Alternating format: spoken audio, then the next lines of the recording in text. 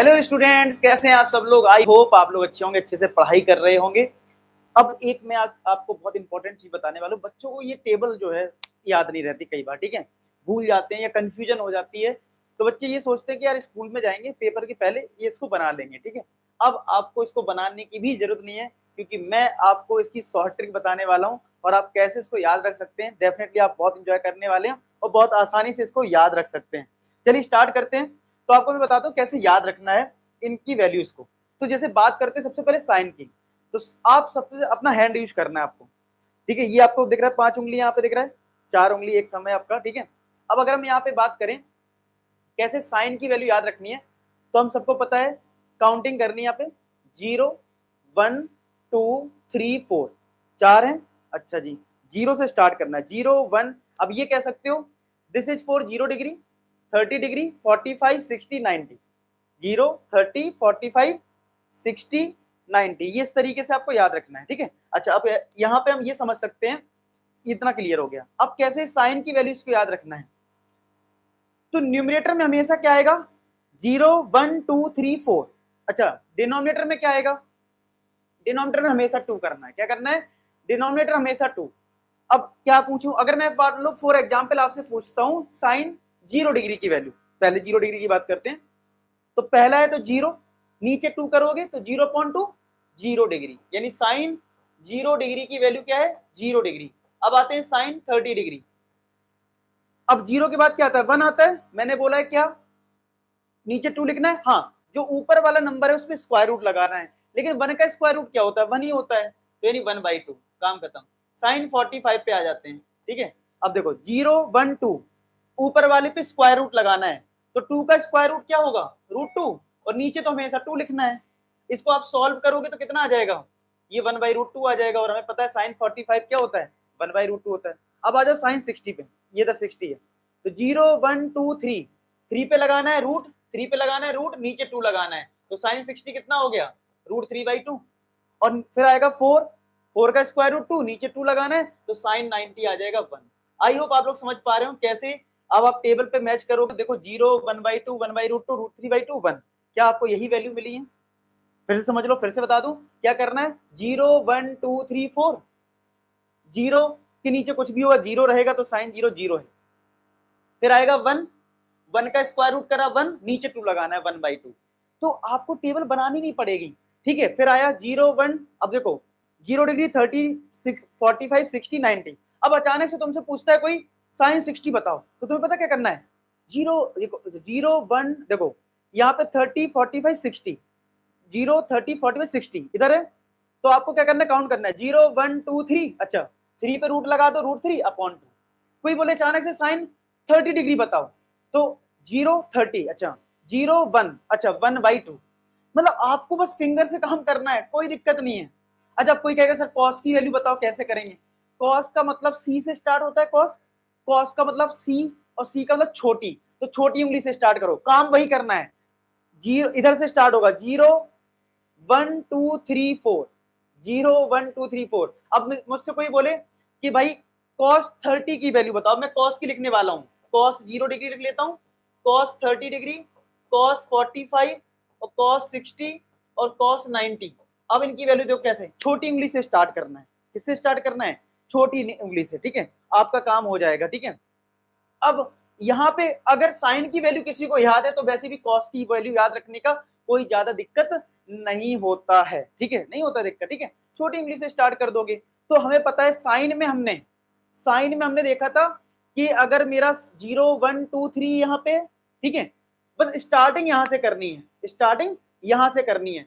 तो हमें पता है यहाँ पे छोटी उंगली है, तो यहाँ पे क्या होता, क्या था 4 था, यहाँ पे 3 था, यहाँ पे 2 था, यहाँ पे 1 था, यहाँ पे 0 था, ये फिक्स है। फिक्स यहाँ पे 0 1 2 3 4 है, ये फिक्स है नंबर 0 1 2 3 4। लेकिन बस कॉस है तो यहाँ से स्टार्ट करोगे, तो भैया यहाँ 4 था ना, 4 का स्क्वायर रूट 2, 2/2 1, तो कॉस 0 कितना हो गया 1। यहाँ कितना था 3 था ना, 3 था ना, तो 3 पे स्क्वायर रूट करा तो √3, नीचे 2 लगाना है। 45 पे कितना हो गया जी 2 था यहाँ पे, तो 2 का 2/√2 करोगे, मतलब √2/2 करोगे, यानी 1/√2 आ जाएगा, 1/√2 आ जाएगा। यहाँ क्या था, यहाँ था हमारा 0 0 1, ये 1 था, तो 1 का स्क्वायर रूट 1 होता है, तो 1/2 आ गया, और cos 90 0 हो जाएगा। मतलब अब क्या चीज फिक्स है, थंब से स्टार्ट हमेशा है 0। क्या है स्टार्ट है 0, 0 1 2 3 4, ठीक है। बस साइन होगा तो यहां से स्टार्ट करो, और कॉस होगा तो यहां से स्टार्ट करो, नंबरिंग नहीं बदलेगी, नंबरिंग नहीं बदलेगी। कॉस है तो यहाँ पे 4 था तो 4 ही रहेगा, यहाँ पे 3 था तो यहाँ पे 3 रहेगा, लेकिन कॉस के लिए 0 डिग्री यहाँ है, 30 यहाँ है, 45 यहाँ है, 60 यहाँ है, 90 यहाँ है। आई होप आप लोग समझ पा रहे होंगे। अब फॉर एग्जाम्पल तुमसे वैल्यू पूछ ले अचानक से कोई कॉसिक की, कोई आपसे पूछ ले वैल्यू कि भैया कॉसिक 30 डिग्री बताओ, क्या बताओ, कॉसिक 30 डिग्री, कॉसिक 30 डिग्री बताओ कितना होगा। तो तुम्हें ये सोचना है कि कॉसिक 30 साइन का रेसिप्रोकल होता है, तो साइन की वैल्यू निकाल लो। अब साइन कैसे आता है, यहां से स्टार्ट करना है, साइन 30 यानी यहां होगा, तो 0 1, 1 का स्क्वायर रूट 1, 1/2। अच्छा 1/2 है तो रेसिप्रोकल करना है, तो इसका आंसर कितना हो गया 2। आई बात समझ में। कोई तुमसे बोले चलो तुम बताओ सेक 30 डिग्री की वैल्यू कितनी है, सेक, तो हमें ये पता होना चाहिए कि कॉस का रेसिप्रोकल होता है सेक, तो कॉस यहां से काउंट होता है, कॉस यहां से काउंट होता है, तो हमें पता है नंबरिंग में 0 1 2 3 है, ठीक है, 3 यहाँ पे आ रहा है, और कॉस 30 यहाँ पे आएगा, यहां से स्टार्ट होता है कॉस, ठीक, छोटी उंगली से, तो 30 में ये 3 है, तो 3 का स्क्वायर रूट रूट 3, नीचे 2 आता है, तो इसका रेसिप्रोकल कर दो, तो ये कितना हो गया 2/√3, 2/√3। थोड़ी सी प्रैक्टिस करोगे चीजें समझ में आ जाएंगी। अब कोई तुमसे tan पूछ ले कि भैया tan 30 डिग्री की वैल्यू बताओ, tan 30 डिग्री बताओ, तो हमें पता है tan क्या होता है, साइन अपॉन कॉस, यानी साइन 30 अपॉन कॉस 30, तो मुझे पता है साइन यहां से काउंट करना है, तो 1 0 1 यानी 1/2 होगा, यानी 1/2 हो गया, और cos 30 कहां से काउंट करना है, यहां से, तो यहां पे 3 आता है, ठीक है, यहां पे 3 आ गया, तो √3/2 होगा, तो ये कट गया तो कितना आ गया 1/√3। बस हो गया वैल्यू सिंपल। आपको टेबल बनाने की जरूरत नहीं है, क्योंकि पेपर में तो 1-2 क्वेश्चन आएंगे ना मुश्किल से, पता नहीं कौन सी वैल्यू आ जाए, हो सकता है साइन 90 का काम है पूरे पेपर में और कुछ काम ही ना आए, तो क्या जरूरत है पूरी टेबल बनाने की, क्यों टाइम वेस्ट करना। तो आप इस तरीके से टेबल को इजीली याद कर सकते हो। कमेंट सेक्शन में जरूर बताना आपको ये ट्रिक कैसी लगी। और हाँ, एक चीज मैं आपको बता दूं, आज कोऑर्डिनेट ज्योमेट्री का शाम को 8 बजे सेशन है, इसकी लिंक डिस्क्रिप्शन में है। पूरे क्वेश्चंस हम शॉर्ट ट्रिक के साथ करने वाले हैं, ऐसी दमदार ट्रिक्स के साथ जो आपने शॉर्ट ट्रिक अभी तक यूज अगर नहीं किए तो बहुत मजा आने वाला है, बहुत दमदार सेशन है। और पेपर में आपको पता है, बोर्ड एग्जाम के पेपर में आपको पता है इसका कितना रोल है, 7 से 8 क्वेश्चन आएंगे आएंगे, और इसी में तुम्हारा सबसे ज्यादा टाइम जाता है। आपने अगर प्री बोर्ड दिया होगा तो डिस्टेंस फॉर्मूले में, सेक्शन फॉर्मूले, इन सब में जो क्वेश्चन होते हैं वो टाइम ले जाते हैं कई बार, डिस्टेंस फॉर्मूला सबसे ज्यादा, तो वो सब शॉर्ट ट्रिक इसमें जानेंगे। और इसकी लिंक जो है डिस्क्रिप्शन में, क्लास में सब आ जाना 8 बजे, ठीक है। आई होप आपको ये ट्रिक समझ में आ गई होगी। मैं बस लास्ट में रिपीट कर देता हूं, आपको हमेशा काउंटिंग यहीं से स्टार्ट करनी है, आपके लिए ये फिक्स है, थंब इज 0 1 2 3 4, चाहे साइन देखो चाहे कॉस देखो।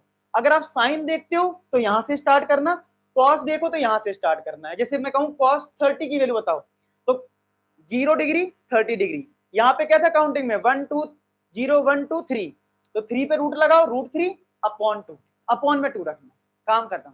आई बात समझ में। आई होप आपको ये सेशन बहुत अच्छा लगा हो, समझ में आया होगा कैसे याद रखना, थोड़ी सी प्रैक्टिस करोगे बहुत बढ़िया से आपको चीजें समझ में आ जाएंगी। तो मिलते हैं नेक्स्ट सेशन में, तब तक अपना ख्याल रखें, बाय बाय टू। लास्ट में की बात बोलूंगा, आप सभी सफल हो।